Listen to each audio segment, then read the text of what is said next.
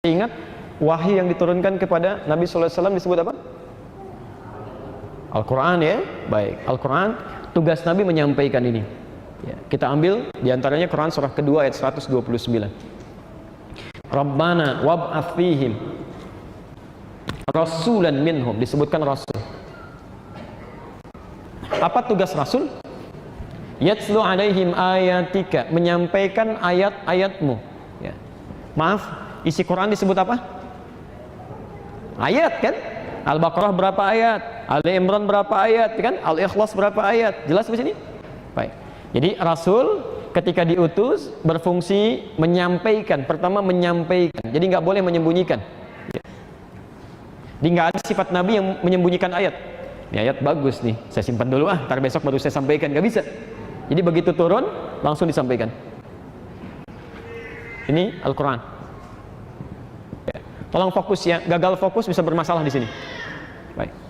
Ketika disampaikan, ada ayat-ayat yang tidak cukup untuk disampaikan, tapi butuh penjelasan, pengajaran. Makanya diteruskan ayatnya, wa yu'allimuhumul kitab. Kemudian mengajarkan isi kandungan Alkitab itu. Ada perintah solat misalnya, kan? Wa aqimus sholah, Al-Baqarah 43. Disampaikan, tunaikan solat. Ya. Pelan-pelan. Setelah sholatnya disampaikan, ayatnya ditegaskan, tunaikan sholat, maka tidak cukup sampai sini kata Quran. Wa yu'allimuhumul kitab. Maka Nabi ditugaskan mengajarkan tata cara ibadah ini masih dilakukan. Ya, ajarkan.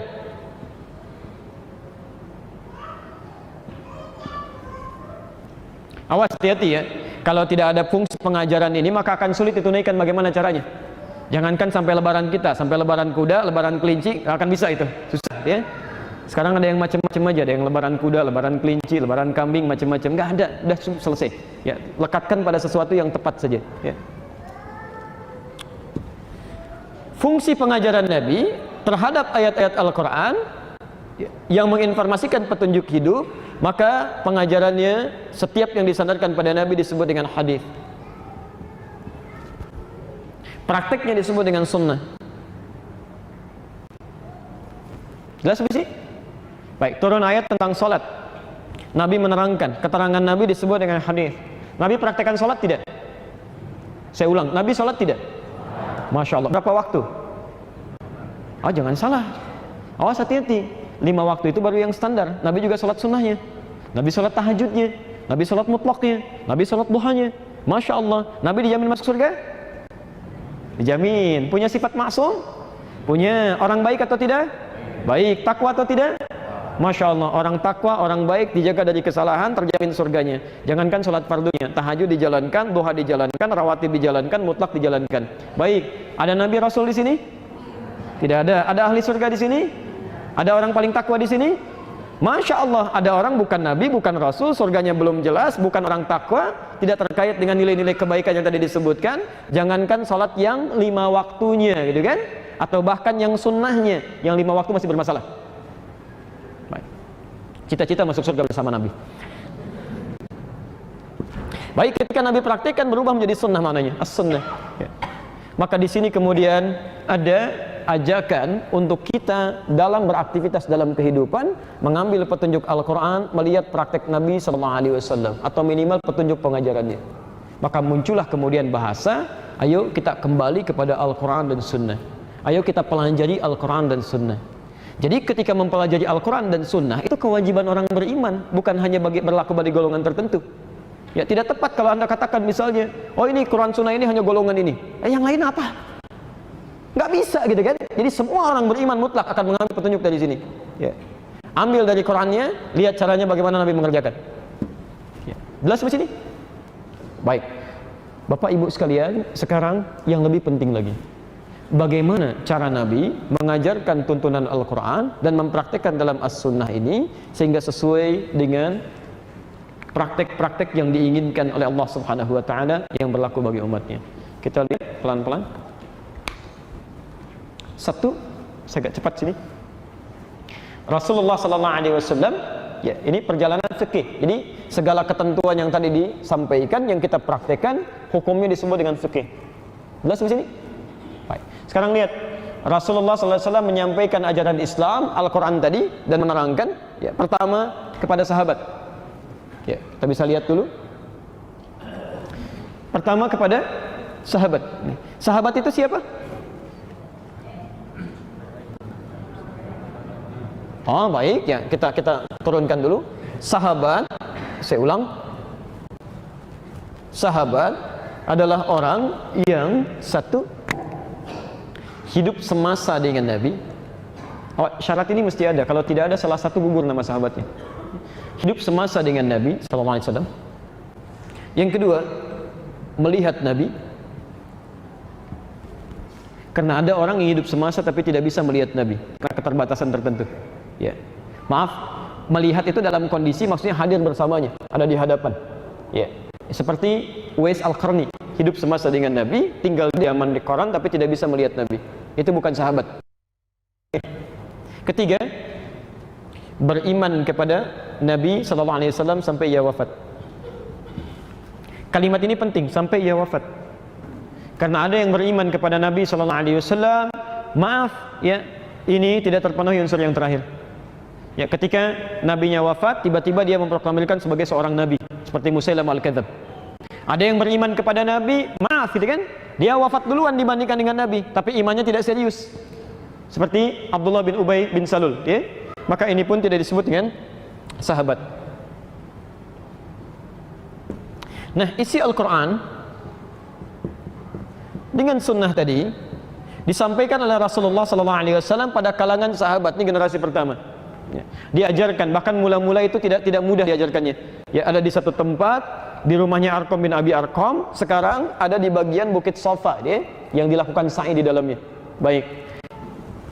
40 orang belajar pertama kali disebut dengan as-sabiqun al-awwalun.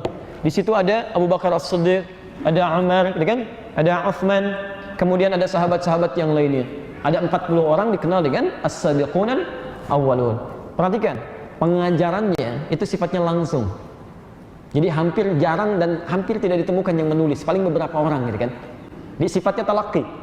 Sampaikan, terima, sampaikan, terima. Begitu ada ayat Quran disampaikan, kemudian ya sebagian atau keseluruhannya kemudian mulai menangkap, dihafalkan. Ya, 1-2 orang paling yang menulis kan. Demikian seterusnya. Nabi mengajarkan salat, tidak ada yang menuliskan, kitab salat tidak ada. Ya, semuanya hanya melihat, praktekkan, kerjakan seperti itu. Disampaikan pada generasi-generasi setelahnya. Ya, ketika Nabi SAW kemudian wafat, ya, Saya ulang, ketika Nabi SAW mulai wafat, maka sahabat mulai menyebar, ya, pergi mengajar. Ada yang pergi ke Yaman, bahkan sebelumnya ada yang diutus oleh Nabi langsung ke Yaman untuk melihat-lihat, ya, seperti Mu'adz bin Jabal dengan Abu Musa al-Asy'ari. Ya, setelah Nabi wafat, maka beraktivitas di sana. Ya. Ada yang Masya Allah, ke wilayah Afrika tuh. Ya, ada seperti Muawiyah, masuk ke Mesir, ke Libya, bahkan sampai tukang cukurnya Nabi, itu saya sempat tinggal di Libya cukup lama, sampai 5 tahun. Itu sampai ada salah satu tempat, ya, dimakamkannya sahabat Nabi yang biasa mencukur Nabi. Itu ada di wilayah Tripoli itu, ya. Sampai kemudian ada yang sampai ke Syria, gitu kan? Ya, Muawiyah sampai ke sana. Ada yang sampai ke Irak, ya. Irak itu bukan bagian dari Arab. Irak itu Persia, ya, Persia. Cuma sekarang dimasukkan dalam wilayah Arab karena menggunakan bahasa Arab di dalamnya. Baik. Jadi menyebar sahabat Nabi sallallahu alaihi wasallam mulai menyebar ke tempat-tempat yang berbeda. Ada yang ke Yaman, ada yang ke Irak, Masya Allah. Ada yang ke Afrika, ada yang bahkan nanti sampai ke Eropa, gitu ya, ya, ke Spanyol dan sebagainya.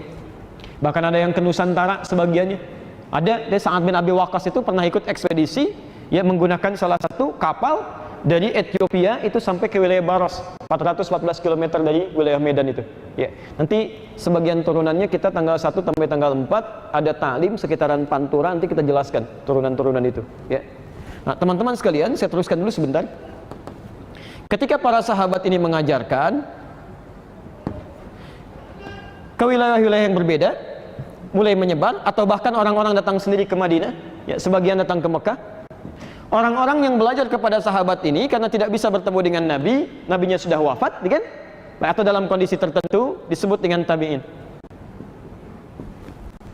Saya ulang, disebut dengan apa? Tabi'in. Fokus, sebentar, fokus. Tabi'in ini, ya, tidak semua punya sifat yang sama dengan kemuliaan dan kekuatan hafalan sahabat. Ya. Jadi ada yang bisa menangkap langsung dengan mengingat, tapi tidak sedikit orang-orang yang tidak mudah mengingat, sehingga dia harus menuliskan apa yang diingat itu sebagai gambaran atau acuan saat dia mempelajarinya. Mulai misalnya mengajar di wilayah Afrika, masuk ke wilayah Mesir, ya, Mesir itu Afrika. Ya. Ada yang ke Libya, ada yang ke Tunisia, ya, sebagian sudah mulai mencatat. Ya. Sama misalnya mengajar ke wilayah Yaman, ada yang mulai mencatat. Ya. Di sini ada yang mulai mencatat. Ya. Turunkan dulu Rasul, sahabat, tabi'in. Karena sudah mulai ada yang mencatat, maka Masya Allah, ya, catatan-catatan itu bisa dikumpulkan, kemudian dikodifikasikan, ya, dibuat satu himpunan, dibuat satu turunan. Jadi pada masa ini, khususnya di awal masa ke tahun kedua Hijrah, ya, tahun kedua Hijrah kisaran sampai 200 Hijriah. Ya. Tolong lingkari tanda ini, ya, sampai dengan 200 Hijrah. Saya ulang, sampai dengan 200 Hijrah. Maka muncullah ulama-ulama saleh yang selain punya kekuatan untuk mengingat, juga punya kemampuan untuk menuliskan. Ya. Di antara mereka ini ada 4 bintangnya, ya, yang paling unggul.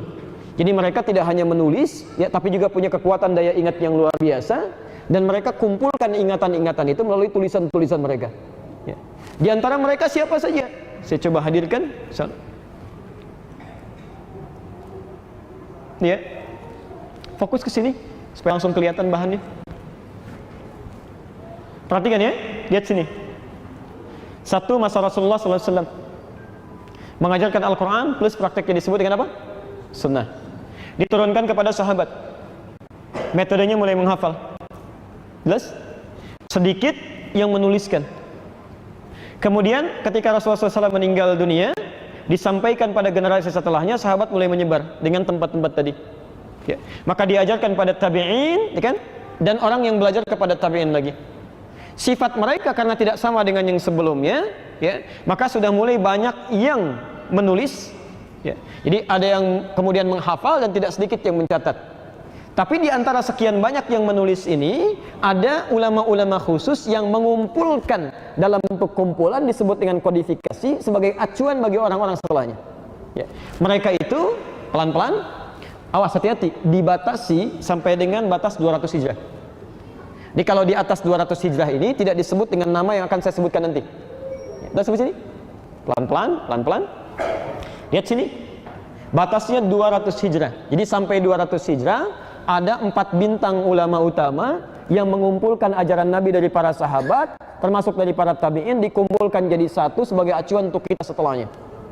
Kalau Anda belajar dari orang-orang ini, maaf, ya, 200 hijrah ini yang baru atau yang dulu? Sekarang atau yang lampau? Lampau. Sekarang tahun berapa? 1438. Berarti kisaran 1200 tahun yang lalu kan? 1238. Sesuatu yang sekarang disebut dengan khalaf namanya. Yang dulu disebut dengan salaf. Jelas sampai sini? Ya, dulu yang lampau disebut dengan apa? Salaf. Ingat, generasi ulama salaf yang disepakati oleh ulama, nggak ada yang beda di sini. Ingat, kalau Anda beda, yang salah Anda, bukan ulama yang salah. Jelas ya? Generasi salaf yang diakui punya turunan sampai menghimpun petunjuk Rasulullah itu dibatasi sampai 200 hijrah. Ya, karena nanti setelah lewat ke situ banyak kejadian-kejadian terjadi bisa memengaruhi unsur tulisannya. Baik. Nah, ada generasi orang-orang ini salaf namanya, ya, generasi yang lampau. Baik, mereka baik tidak? Saya ulang, orang-orang ini baik tidak? Baik, dekat dengan Allah, tahu petunjuk Rasulullah, baik, sifat baik yang menjadikan dekat dengan Allah disebut dengan saleh.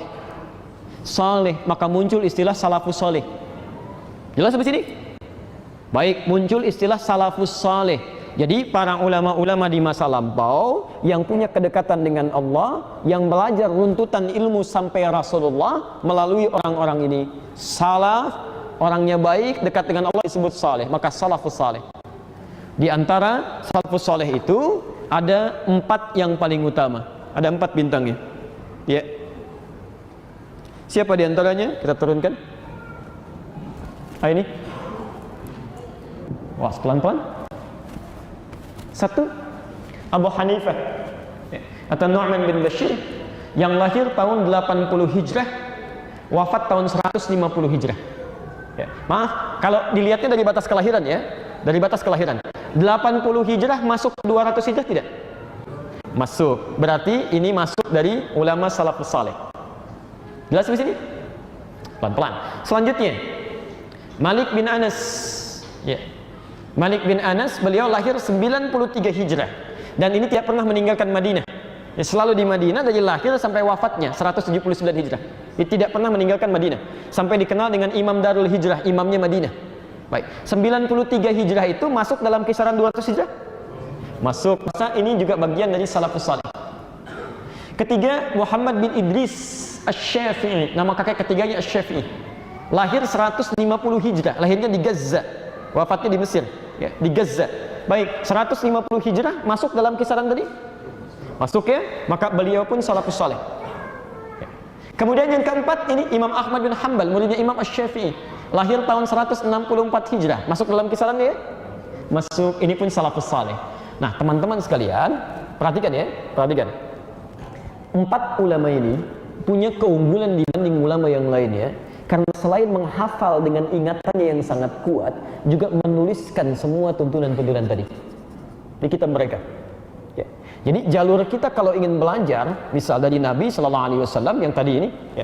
Kalau Anda ingin belajar Al-Quran dan Sunnah, ya, mustahil Anda keluar dari ajaran yang dibawa oleh 4 ulama ini.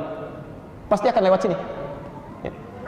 Baik, saya mau katakan begini, pelan-pelan. Perhatikan. Ayo kita kembali pada Al-Quran dan Sunnah. Quran diturunkan pada siapa? Rasulullah SAW. Baik.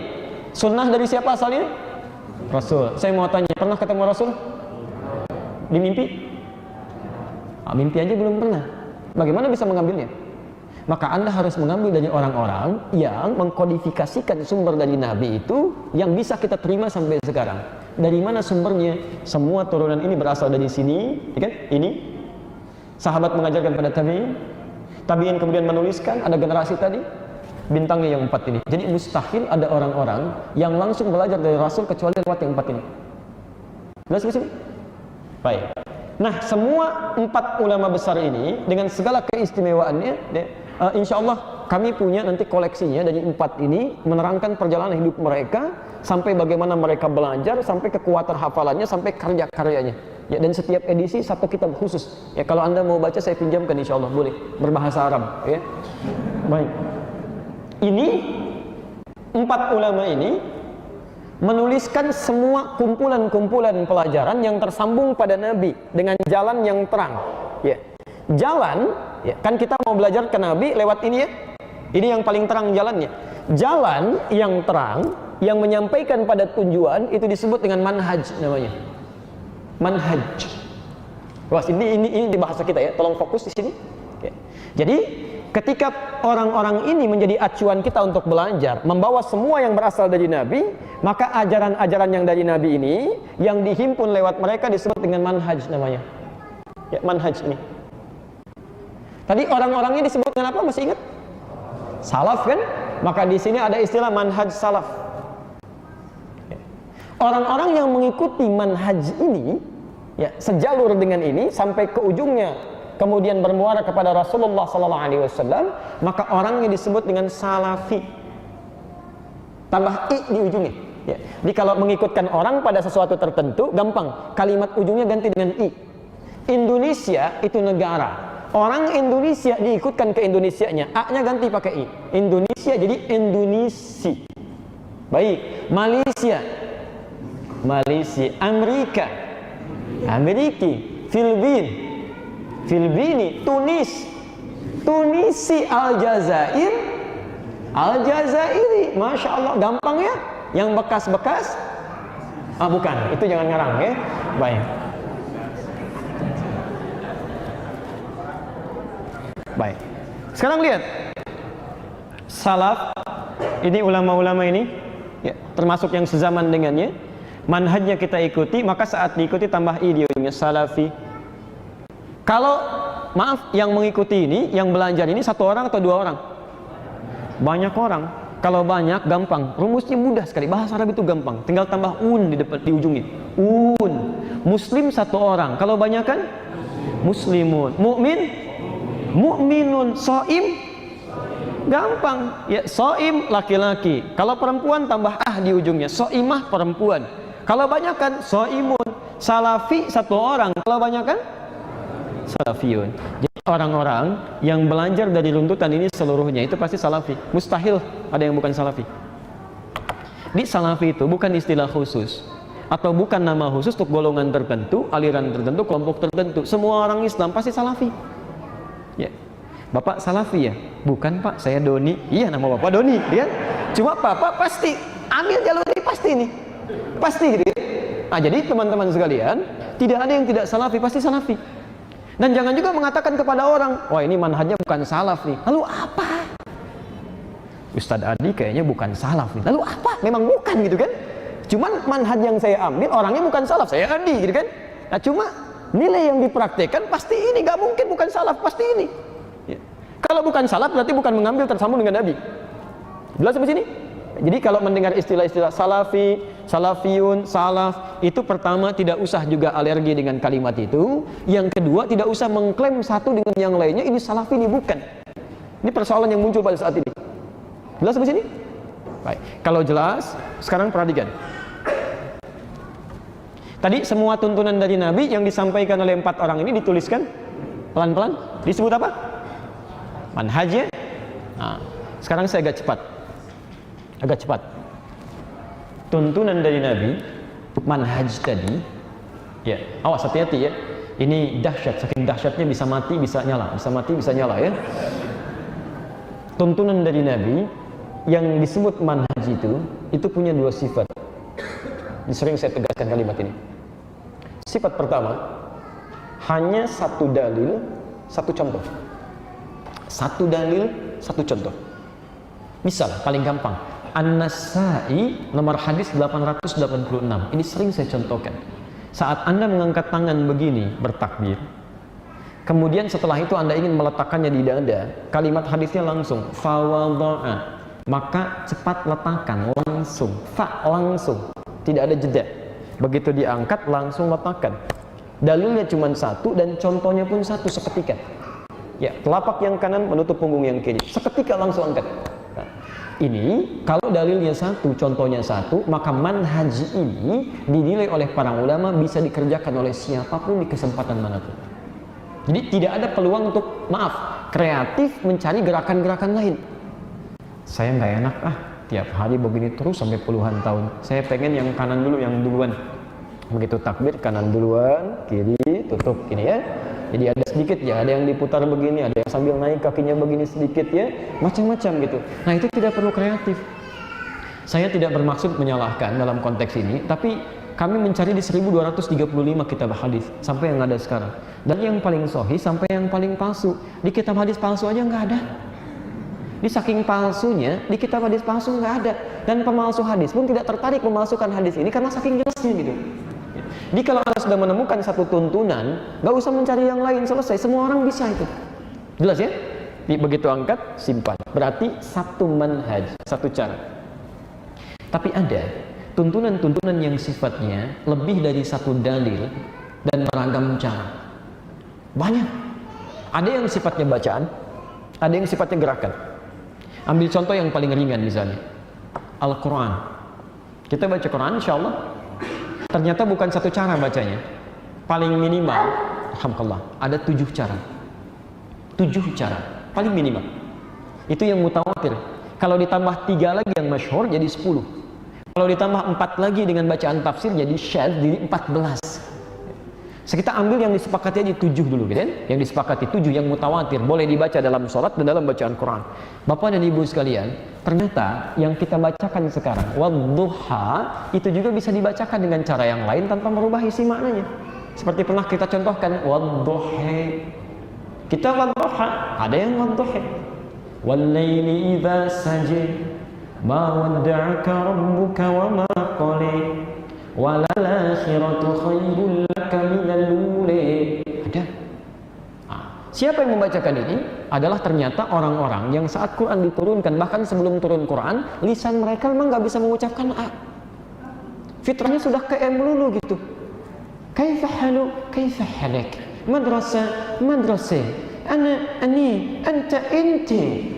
Mungkin dari Betawi belajar sedikit ke sini gitu ya. Baik, sebagian teman-teman. Itu ada, sampai sekarang ada. Ada. Wilayah Palestina, wilayah Syria, sebagian dari Irak itu ada, itu melulu tuh. Gitu ya. Itu luar biasa. Makanya turun nanti riwayat diajarkan, ada riwayatnya Hamzah punya 2 murid namanya Khalad dengan Khalaf. Ada Imam Nafi' punya murid namanya Warash. Ada riwayat Anda baca pakai A, dia baca pakai E. Isinya tidak berubah. Tidak berubah. Karena memang nggak sanggup mengucapkan A. Anda paksa-paksa, bukan A ya. Sampai kiamat kurang 2 hari, mereka susah. Ya, sehari lagi buat mikir, ngapain maksa orang, emang nggak bisa gitu. Ya, jadi fitrahnya begitu. Maaf, sepeda. Teman-teman kita dari Medan ke sana lah gitu ya. Misal dibacakannya apa? Sepeda. Baik ya? Nah, Anda silakan saja, boleh tersenyum, boleh tertawa, silakan. Tapi memang begitu. Apakah bendanya beda?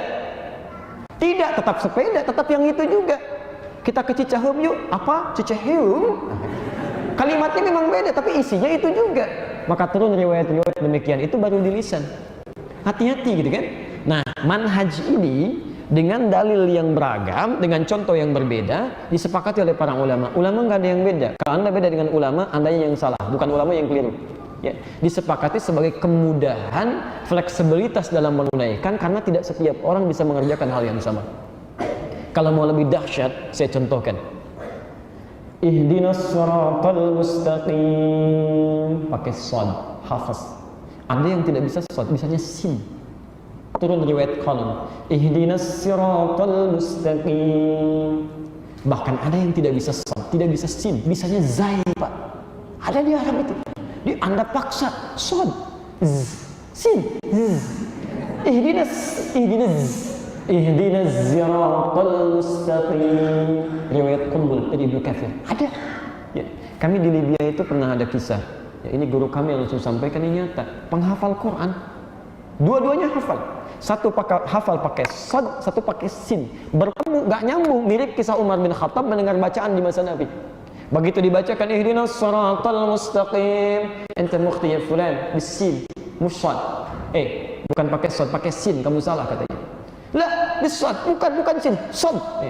ihdinas siratal mustaqim, la bisin ihdinas siratal mustaqim. Padahal keduanya mengaji di guru yang sama. Disepakati datang kepada gurunya, disampaikan, ya syekh, kada kada wa kada, terjadi peristiwa begini. Gurunya bijak sekali, tidak menyalahkan, tidak langsung membenarkan. Beliau katakan, ya bunayya iqra, nak baca. Dibaca sama si fulan, ihdinas siratal mustaqim, pakai sad, hasbuk, cukup. Ya bunayya iqra, nak baca, ihdinas siratal mustaqim, pakai sin, hasbuk. Masya Allah, kata syekhnya, kalian berdua salah, yang benar pakai zai, ihdinas siratal mustaqim. Masya Allah. Gurunya ingin mengajarkan, kalau kamu baru tahu sesuatu jangan dulu rame, pelajari dulu. Barangkali orang lain yang berbeda memiliki sumber-sumber yang tersambung dengan sama kepada Nabi, cuma tidak mempraktekkan seperti Anda karena memang tidak mudah melakukan seperti Anda itu. Anda tidak bisa memaksa orang lain dengan baju ukuran sama, mungkin